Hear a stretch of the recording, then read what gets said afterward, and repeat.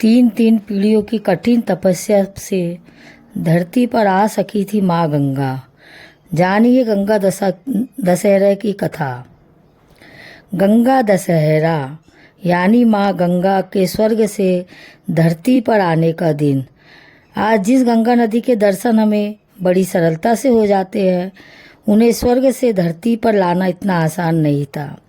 जब तीन तीन पीढ़ियों ने अपना पूरा जीवन कठिन तपस्या में लगा दिया, तब कहीं जाकर माँ गंगा का स्वर्ग से धरती पर आगमन हुआ। गंगा नदी को सिर्फ नदी ही नहीं बल्कि जीवनदायिनी भी कहा जाता है।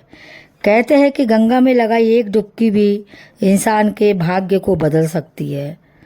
आज जानते हैं कि आखिर माँ गंगा का अवतरण कैसे हुआ और क्यों सदियों से लोग इसकी पूजा अर्चना करते आ रहे हैं।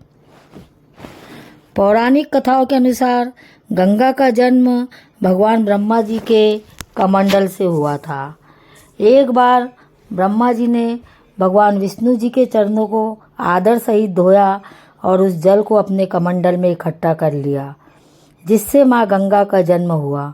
इस तरह गंगा का जन्म विष्णु जी के चरणों से हुआ है और इसलिए उन्हें विष्णुपदी भी कहा जाता है।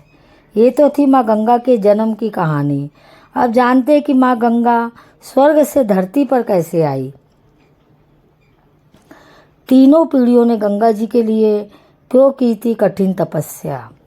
ये तो सभी जानते हैं कि भगवान श्री राम के पूर्वज और इक्ष्वाकु वंश के राजा भागीरथ ने ही गंगा को स्वर्ग से पृथ्वी पर उतारा था, जिसके लिए उन्हें कठिन तपस्या करनी पड़ी थी।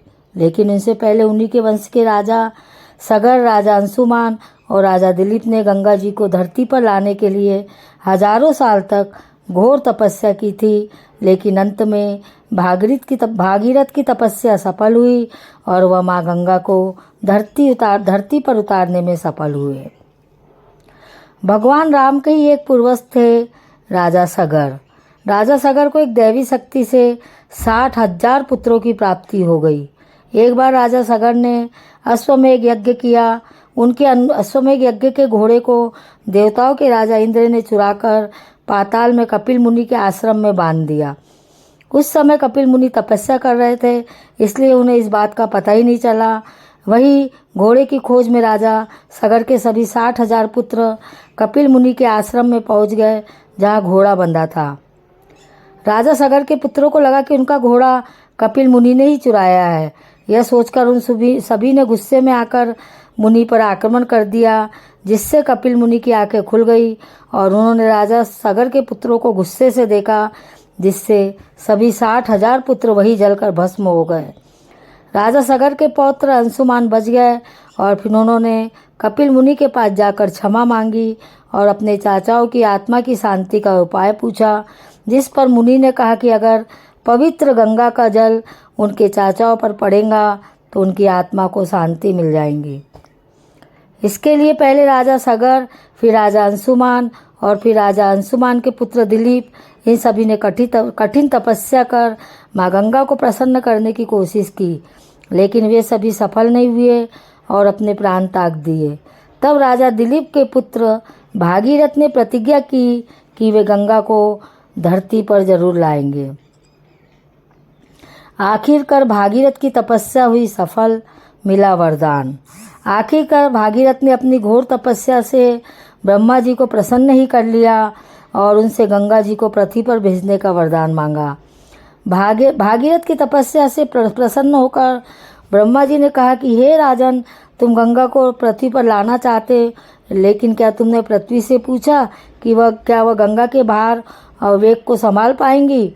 ब्रह्मा जी ने भागीरथ को बताया कि गंगा की बेहद तेज रफ्तार और उसके भार को सहन करने की शक्ति केवल भगवान शिव में है, इसलिए उन्हें इसके लिए भगवान शिव से मदद मांगनी होगी। फिर क्या था, भागीरथ ने भगवान शिव को भी प्रसन्न करने के लिए कठिन तपस्या शुरू कर दी और आखिरकार उन्हें भी प्रसन्न कर लिया। भगवान शिव अपनी जटाओं को फैलाकर खड़े हो गए।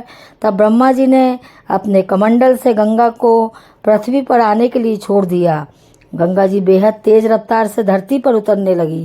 कहते हैं कि तब गंगा जी को अहंकार आ गया था और उन्होंने सोचा कि भला कौन है जो मेरे इस वेग को सहन कर सके। भगवान शिव ने जान ली गंगा जी के मन की बात। गंगा जी ने तय किया कि वो अपनी पूरी रफ्तार से पृथ्वी पर गिरेंगी और सब कुछ बहा देंगी। लेकिन गंगा जी के मन की ये बात भगवान शिव को पता चल गई और उन्होंने गंगा जी की धारा को अपनी जटाओं में समेट लिया और जटाएं बांध ली।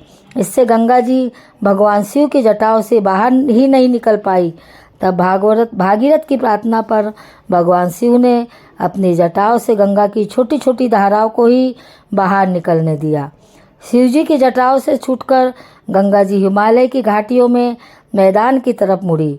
उन्होंने पाताल लोक में जाकर राजा सगर के सभी पुत्रों को मोक्ष दे दिया और इस तरह माँ गंगा का धरती पर आगमन हुआ। कठिन तपस्या की दम पर कुछ भी पाया जा सकता है।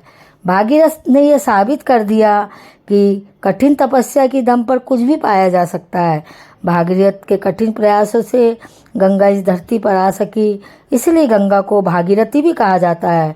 धरती पर गंगा ही एकमात्र ऐसी नदी है जो तीनों लोकों यानी स्वर्ग, पृथ्वी और पाताल लोक में बहती है।